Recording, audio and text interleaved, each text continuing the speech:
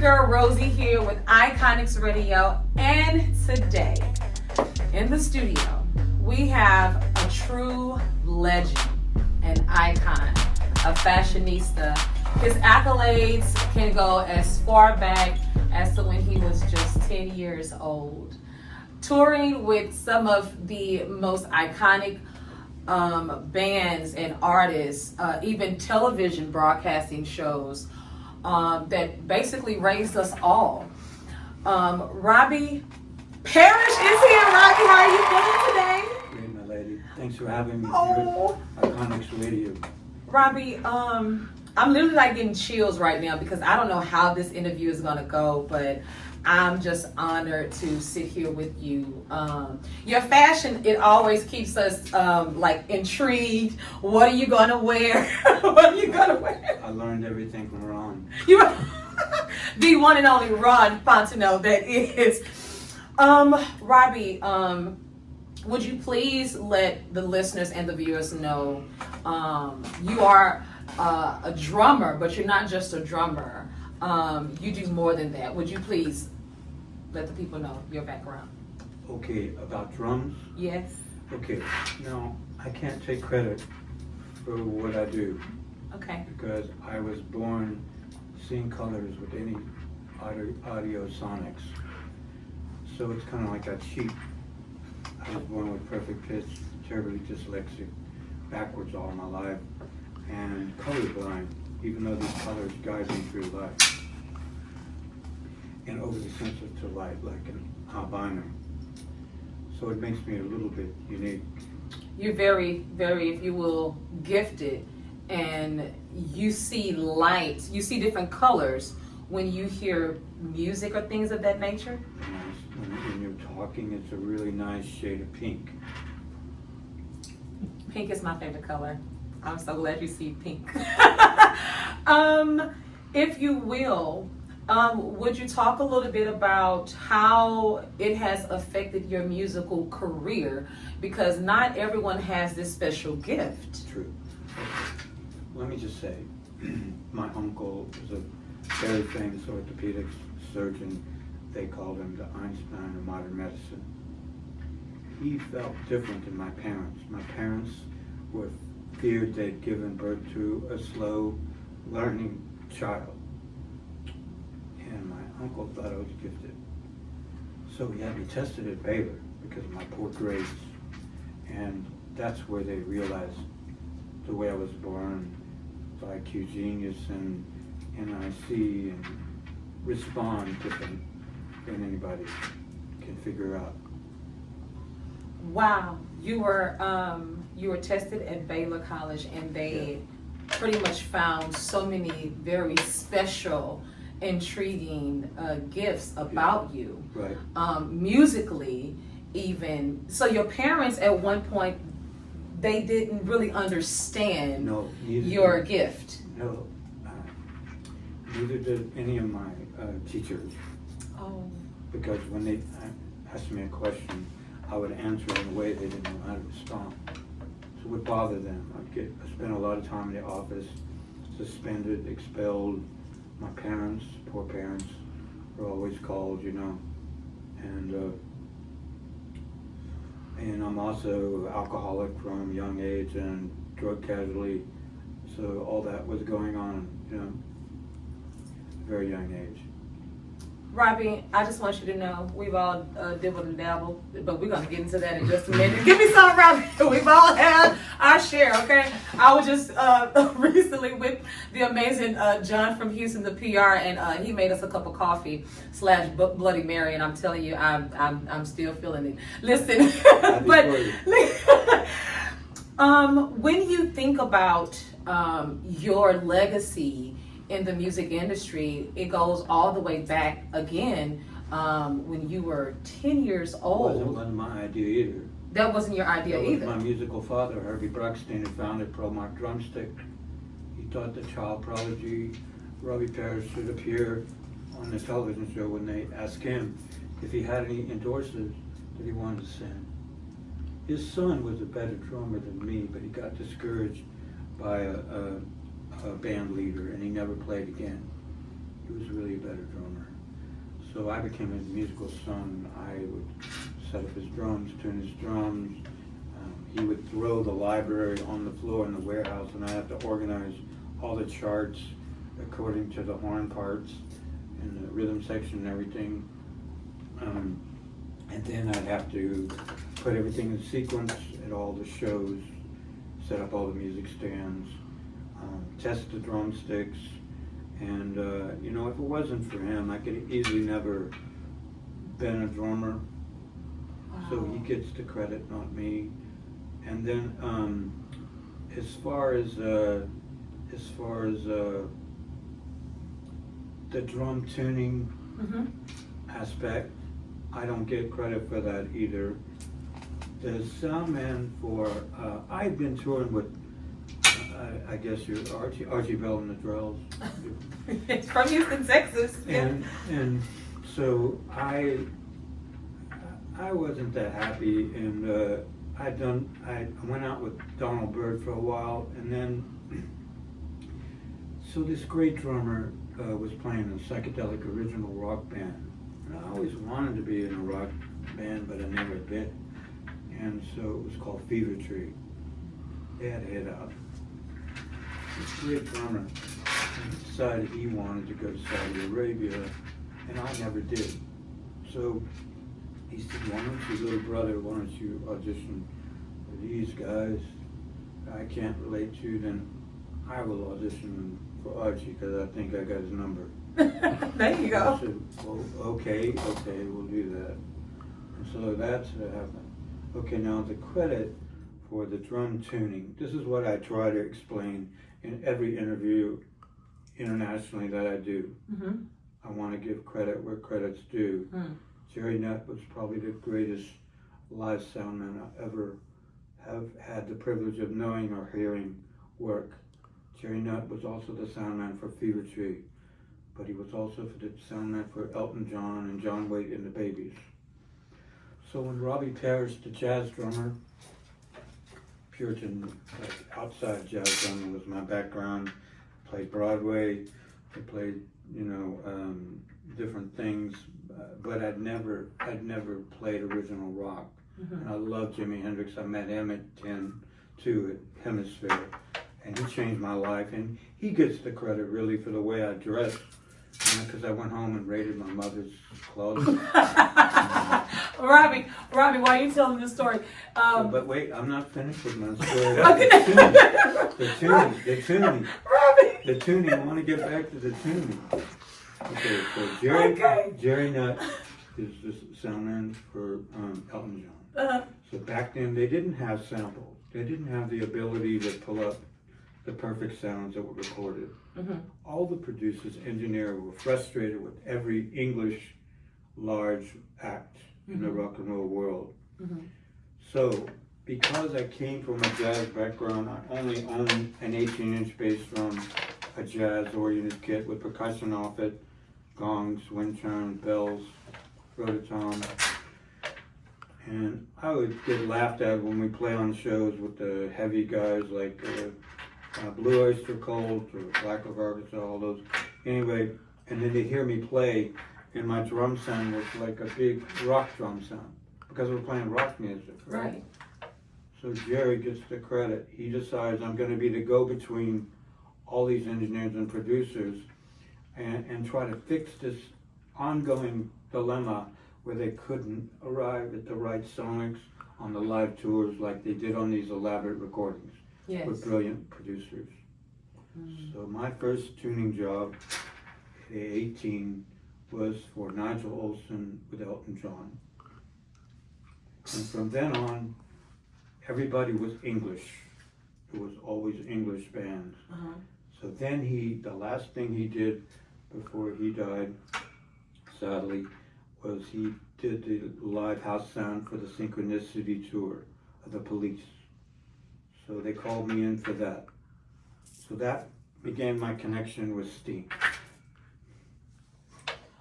So I don't really get credit.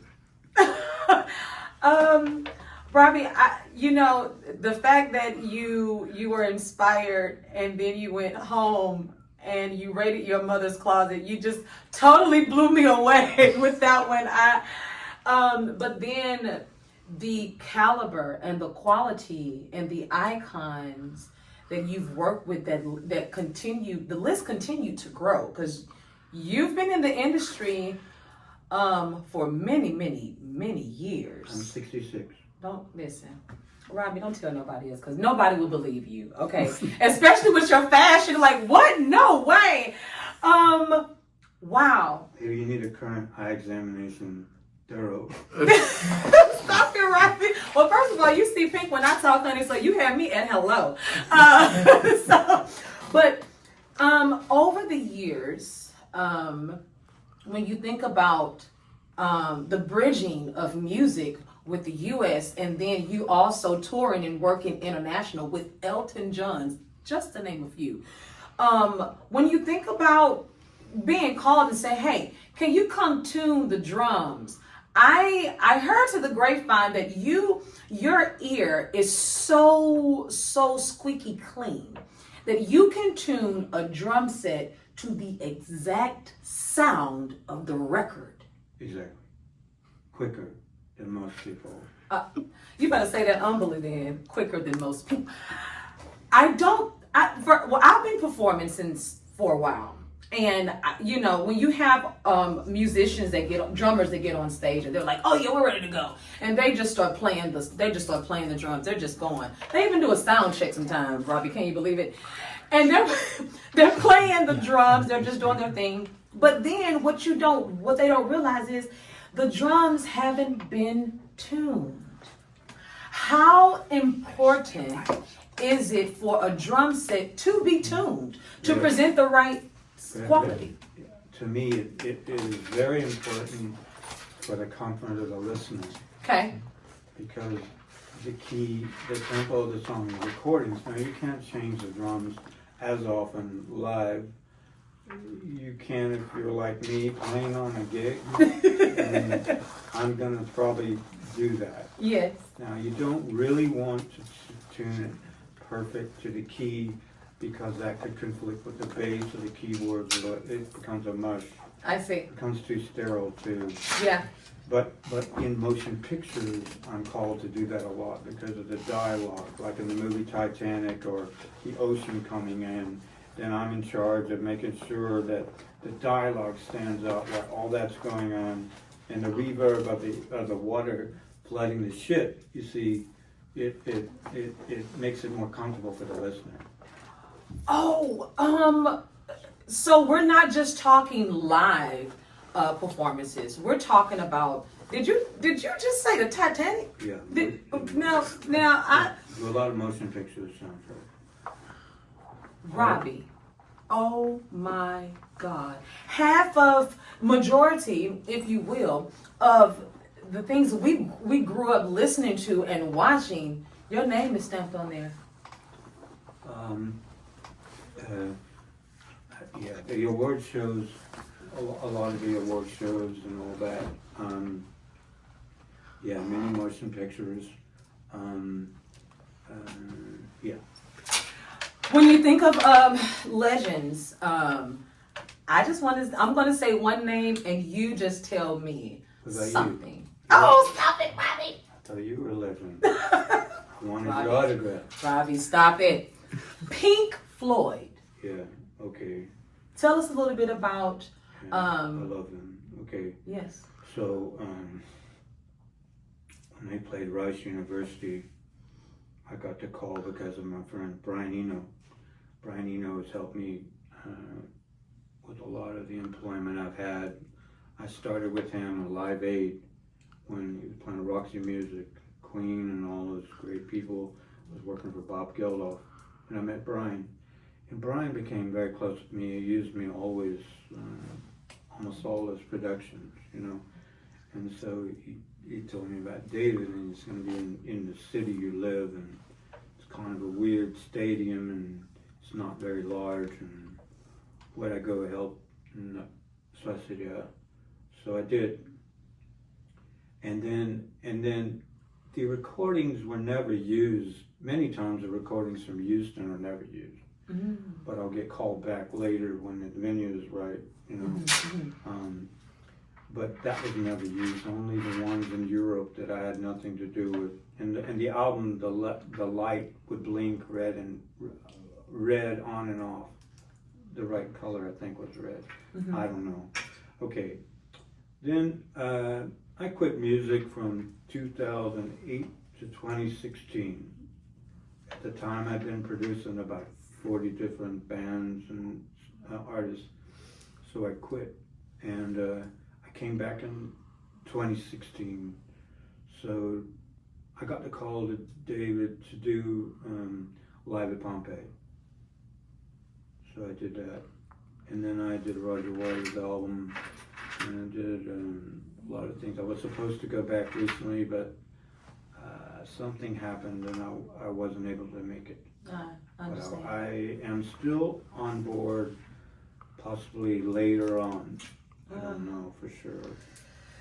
You know, Robbie, just recently I had the opportunity to interview gospel icon Tamala Mann. Oh, yeah. I did, and it was absolutely amazing. And she has a new album out. It's called Live, Breathe, Fight. And when I asked her this question, it just dropped on me to ask you. Okay. When you think of an industry that's so demanding, how have you maintained the integrity of your name and everything that you brought to the industry? How do you maintain the integrity? Because anytime you're gonna see Robbie Parrish, honey, listen, he got a gift, he has a story, he just got a lot of love, and he gonna be dressed to the T, okay? But how do you maintain your integrity in such a demanding industry? I learned a long time ago you need to stay yourself. My father taught me never look up, never look down on anybody, always look even to everybody. That's helped me a lot with all the people with the larger names that everybody goes crazy over. And I'm not that way. I'm always really like you with Elton, whoever I work with. I'm the same. So I've learned to stay consistent and always stay yourself. Never listen to criticism. Always get better. Thank you for that, Robbie. Each day of your life, when you wake up, try to get better. Each day of your life, try to get better. Put in the work, right?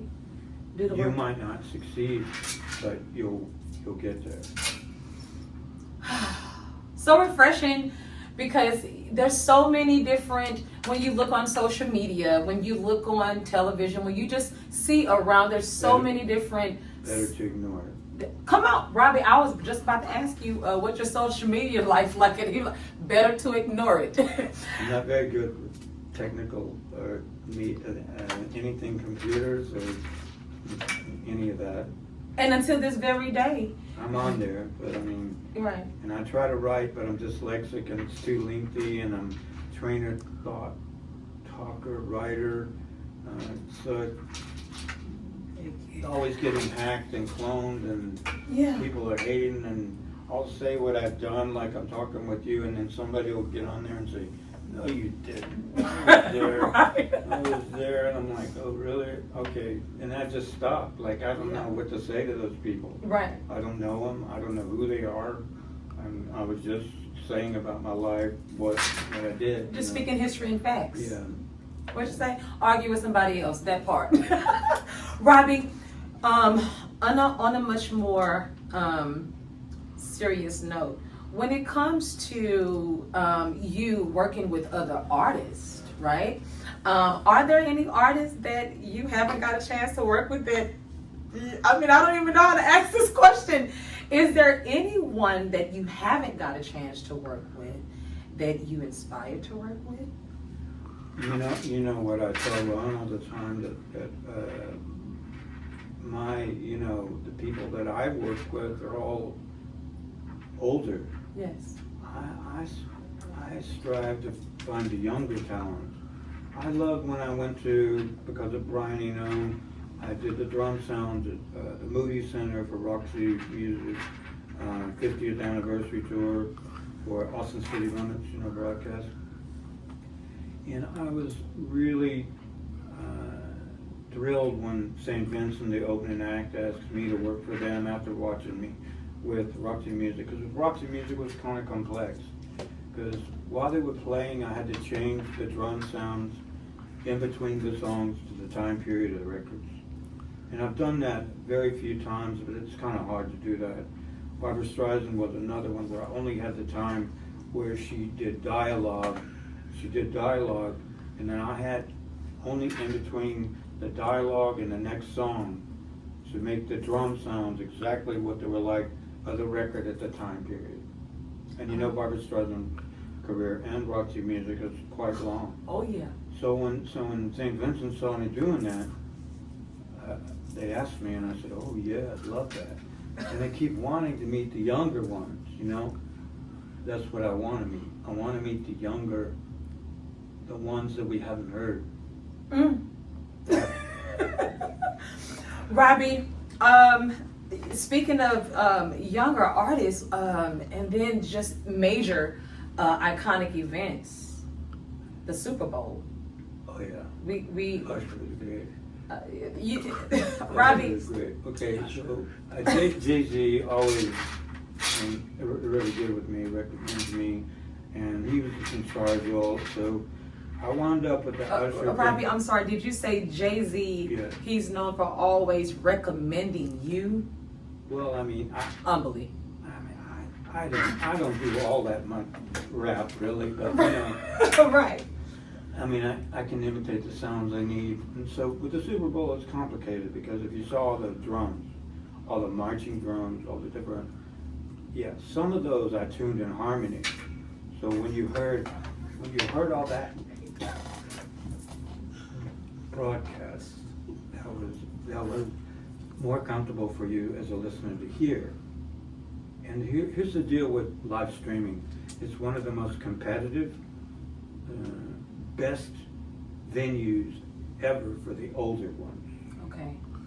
All the greats. Billy Joel, I did it. They're all very competitive. Elton John did a live performance, you know. Yes. You know, I did that. So they're all very competitive. So lately I've been doing a lot of stuff for that tactic, more than in recording studios even. It pays better and your treatment is incredible. So it kind of goes back to what it was known for with Jerry, where I would duplicate what was on the record live to perfect it in the broadcast. And the award shows how bad the Sonics were in original days, you know, compared to what you hear now, you know. And they're also very competitive with each other. The Grammys, iHeart, all Right. those that are, you know. The award show, yeah.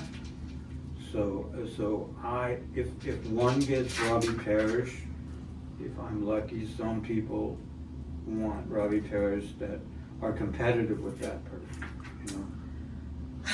Basically, guys, somebody gonna win, but you gonna win either way if you call him Robbie Parrish. You're familiar with good quality. Tuning the drums, songwriter, international tourist. I'm not really that good at songwriting. I do write songs. I co-write some. I write songs. Oh, Robbie, stop it. I hear melodies and hooks and you know how to make things better, but I'm not a true. Could you talk just a little bit about your co-writing skills? I'm not a true wordsmith poet. Like I think the artist that I produced 2 records on, Ray Youngkin, is like an old soul true poet. Tony Villa's a poet. You know, those are the songwriters, you know, the real songwriters, you know, great songs, you know. Yes. But yeah, I do some. I'm mainly a arranger producer. Oh, wow. Arranger producer. If you don't mind me asking, well, before I even go, Robbie, thank you. You're welcome. Thank you, because your humbleness of sitting next to the major powerhouses that you're talking about, I just don't even. Thank you just for your legacy in the music industry, the quality, the work ethic. I'm sure it takes a lot, but you make it look good and you make it look super easy, but you make it sound so like, oh, I'm just gonna go get a cup of coffee. You know, not a cup of coffee, but you know what I mean. That's right. So again, thank you. Let's get a little bit more into, if you will, music. Being that you've worked with so many different genres of artists and musicians, if you will, what do you think that music is kind of missing nowadays? Signature sound, individual signature sound that nobody can duplicate. Only they can play, sing, do things their way, breaking all the rules, and acceptance of all styles within themselves to create a new world. Signature sounds. Yeah. If you will, when you go and you see an artist live and they don't have the drums tuned right, I gotta ask this question. In your mind, what's happening? Like, are you like, if you go to a live show, you can tell, like, everyone's having a great time. The music is sounding good, but to Robbie Parrish, that's sitting in the audience. Ask Ron what it's like to be with me on a concert. Like, You'll go to the bathroom. No, you will walk out. yeah. All right, guys. I think that's it. If your drums, if your music ain't sounding right, Robbie will go to the bathroom and he will walk out. Or when I'm asked, what did you think of the show? I would say something like, I've never heard anything quite like it. I try to be as polite as I can. Oh my goodness. Thank you for that. I love true honesty and very real transparency. It goes a long way, Robbie. I'm bluntly. Yeah, I know that's right. Well, guys, we are going to play a game here shortly, but we're not done talking with the amazing Robbie Parrish. Robbie, when it comes to your team, when it comes to people that help assist you in maneuvering around and also keeping your schedule intact. We know you have 12 lovely cats at home. Yeah. When you wake up in the morning, what's the first thing you do? I feed my cats. Feed them cats. I don't eat before I feed my cats. Really? No. Never. Talk about love. Never. I don't eat before anybody at a table with me unless they started to eat. Oh my gosh. Robbie, I love you. Give me some, Robbie. Okay. Oh my gosh. Come on now. All right, so when it comes to the young listeners that are out there right now, that inspire to be a musician, that inspire to even indulge anywhere into the entertainment business, what words of encouragement would you like to leave with them? Always be themselves, never change, get better every day, always improve. You can be open to compromise, but don't change. You change, that's the end of your career. We would not have Miles Davis, we would not have Jimi Hendrix, we would not have Carlos Santana if they wouldn't have broken some of the rules. Mm-hmm. I agree. Thank you. I know that you did mention Jimi Hendrix. Would you like to talk a little bit about your work with Jimi? I didn't work with him. Okay. I was playing this band when I was 10 years old, Hemisphere in San Antonio. Mm-hmm. Very hot, miserable day like today. Only the sun was shining. There was nobody there, even though it was a World's Fair. It was a weekday, right? Mm-hmm. And the guys in my band were like, maybe late teens or early 20s. Mm-hmm. But I was 10. So, 1968. And so we didn't have any audience. There was nobody there. And I looked on the elevator, off the elevator where the elevator to the tower that overlooked the park that's still open today. It's a revolving restaurant and observation deck. Anyway, any World's Fair, they leave something behind, and they left it. Mm-hmm. Okay. I couldn't believe it. Out of the elevator comes Jimi Hendrix and The Experience. and they were very kind to us. And Jimi Hendrix was very soft-spoken and cool and dreamy, just like his music. You know, he always hated his voice, but I would love his voice. He talked just like that, and very calming, soothing. And he gave us all tickets to front row tickets to his Municipal Auditorium concert that night. And backstage passes, we didn't really know what that was, but we took it. And so he gave us all a poster, and I still have it on my wall. I still have it. And then, like I told you this story earlier, so you put me up because you were prepared to this. I warn you, this pre-production involved is a story. Okay, so anyway, I went home and raided my mother's closet for anything. I saw pinstripe, satin, silk, ruffles, clouds, anything like they were wearing, you know. Another thing that's funny about me when I was starting with Dan, I worried because my dad never let me have long hair. He had long hair until John Lennon came in the picture, then he cut it all off. And horn rimmed glasses, he had beautiful like octagonal wireframe, like no frame and just the lens and great gold, and he got rid of all that when John Lennon came around. Ooh. And but you know, I started growing my hair out, and it was curly. I thought my career in rock must be over because and I can't have my hair like Ringo ever. So when I saw the Experience, and they all had, I don't know if it was theirs or you know, the froze. Mm-hmm. I was like, okay. Yeah, now we're talking. I'm home now. You see, because of the way I am, I always naturally like everything to move and see colors, and so the psychedelic thing, the LSD, and all that stuff worked great with me because that's the way I was anyway. Right. I didn't know that until I was, like I said, 16.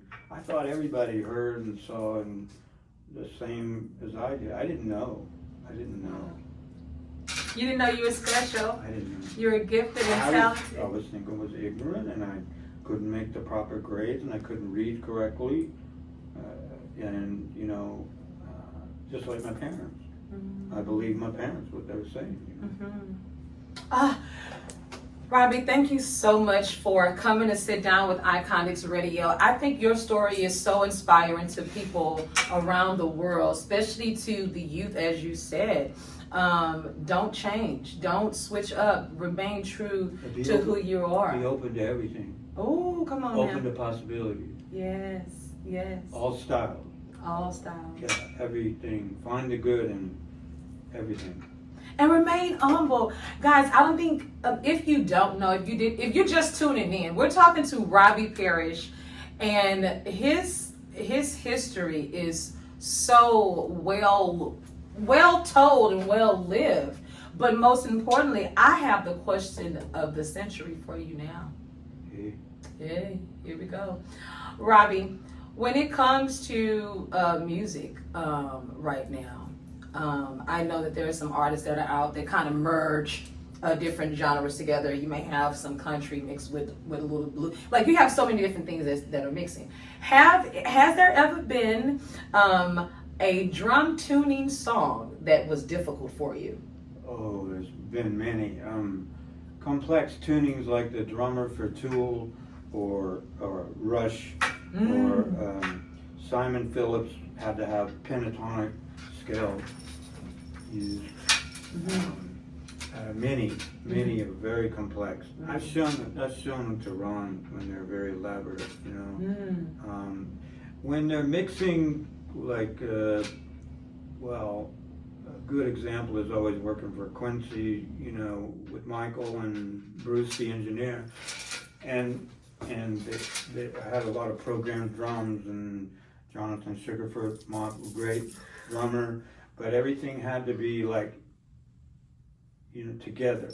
There was a lot going on in the early days of those kind of programming machines. They hadn't really perfected quite, right, you know. Right.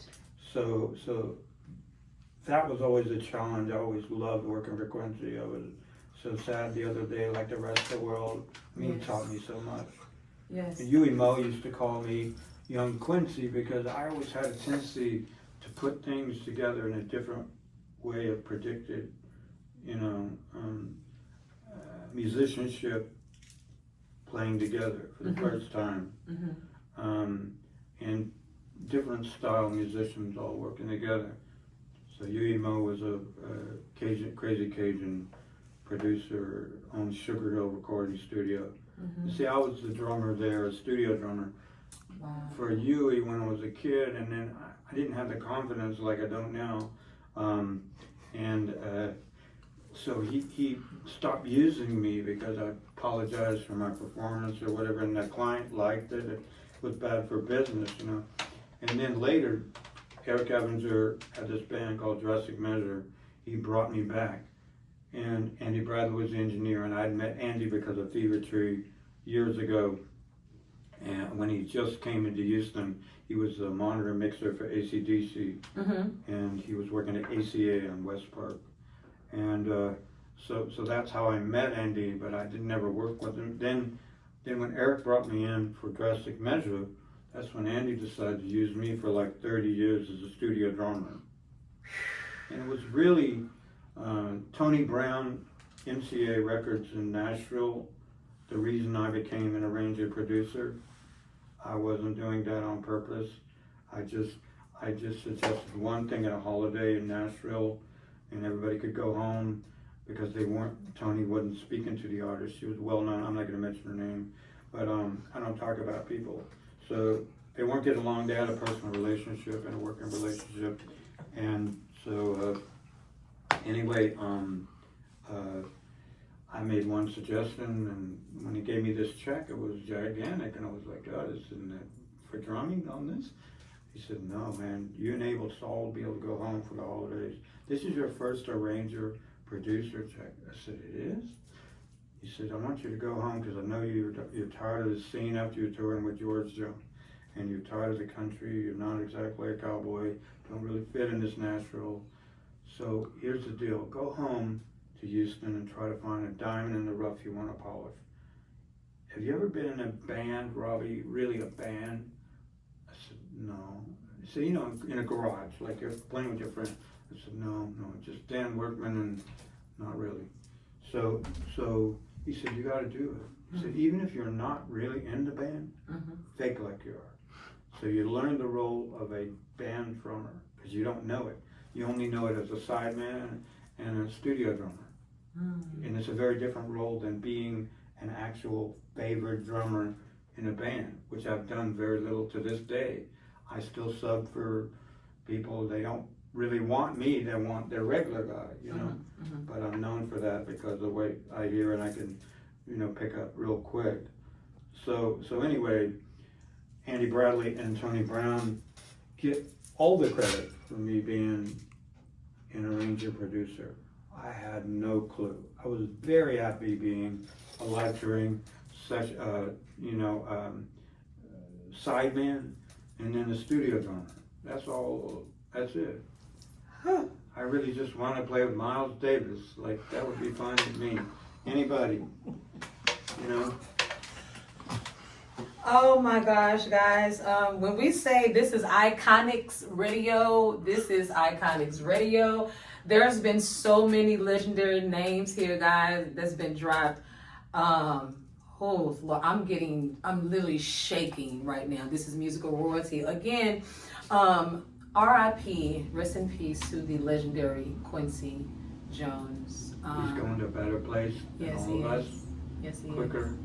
And he'll be with his friend Bruce and Minnie that he's lost.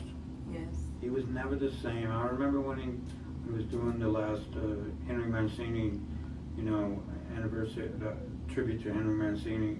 That was really hard on him without Bruce being there for him. Bruce was like his right. Bruce, no session ever happened without first the great harmonica Toots Stillman. Quincy didn't do a recording session unless Toots was available. Everything was around his schedule and Bruce's schedule. So when Bruce left in Toots was gone. Quincy was amazing, but he was still a bit lost. So I look at it like he's going to find a way. Guys, that's exactly how you're supposed to close out an interview with Robbie Parrish. Robbie always, again, brings us a good, fun, exciting, just some of his historical gifts and some of his, you always give off something. If it's a pen, and it's a cute pen. Right, he does all that. You gonna get something, okay? Robbie, we're about to get ready to play a game. Do you want to play a game, Robbie? I'm not good at games. Oh, Robbie. Well, we also have the amazing Ron Fontenot as well. Ron's going to join us here in just a minute, guys. We got a game coming up. Guys, stay tuned with the amazing one and only, the legend, the icon himself, Robbie Parrish. Calm down, people.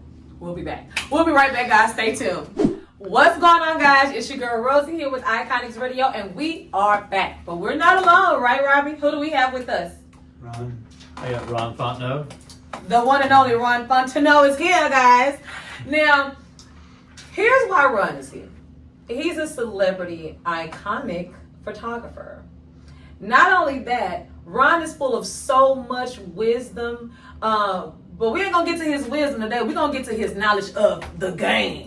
Ron, are you ready to play the game with us? Let's try. Oh, here we go, guys. Now, I'm going to ask you a question. We do also have multiple choices. You just have to team up and give me the right answer. That's pretty simple, right? Okay. All right, guys. Here we go. The very first question. What 90s group had the hit song by the name of Love Fool? Was it A, The Verve, B, The Cardigans, or C, Hathaway? I'm going to guess A. B. Final answer? That's it. It's B? It is B, y'all. I mean, we're talking to Robbie Parrish. See, he Ron say, I'm a guest. Yeah. He was there. he knows. But that's not it though. We got more. Okay. Here we go. Which artist had the most #1 hit songs during the 90s? Was it A, Mariah Carey, B, Whitney Houston, or C, Madonna? Whitney Houston. That's what I was going to guess. Whitney Houston as well. Final answer? Yeah. In the 90s. What's the Okay, choices the again? question again is... The choices are? Yeah. Okay. Which artist had the most #1 hits during the 90s? A, Mariah Carey, B, Whitney Houston, or C, Madonna? Mariah. Final answer? Yeah. That is correct, guys. Come on now. He was like, wait a minute, the 90s. Go back. Let me do this again. Strictest #1. Ooh-wee. Guys, this is only getting better because here we go. Rap was just becoming well known in the 90s. Go. Well, that's right up. Robbie was like, okay, let me sit up for this one. Rap was just becoming well known in the 90s. Which artist had the first #1 rap single? Was it A, Tupac, B, Jay-Z, or C, Vanilla Ice? Question again? I hate this. Rap was just becoming well known in the 90s. Which artist had the first #1 rap single? Was it A, Tupac, B, Jay-Z, or C, Vanilla Ice? Man. I'm going to go with C. Final answer? Yeah, Vanilla Ice. Ice, baby. That's correct. Y'all, listen, this is, hey, get it one time for the people. Hey, this is getting good, but here we go. We're going to go into a little motion picture here. The 90s was a golden age for modern Disney movies. Which Disney movie did not debut in the 90s? Was it A, The Little Mermaid, B, The Lion King, or C, Beauty and the Beast? I'm gonna say Lion King. Okay, I think it's Lion King. final answer. Yeah, I think so. That is the only one, guys, that is incorrect. It was The Little Mermaid. Okay, but that's okay because we have one more, guys, Okay. and I think it only gets better because I know you're gonna finish with a bang.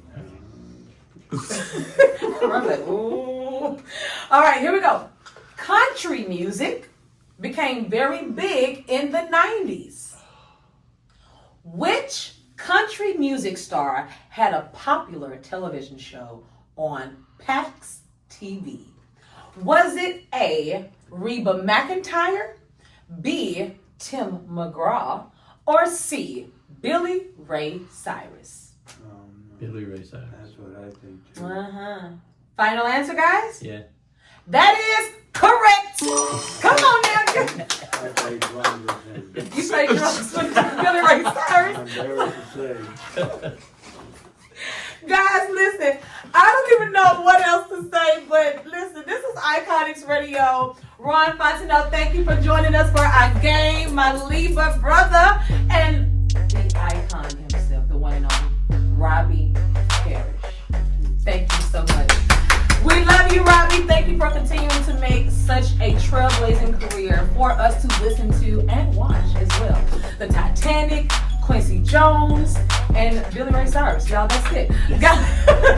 We'll see you guys next time here on Iconix Radio. Say bye, guys. Bye.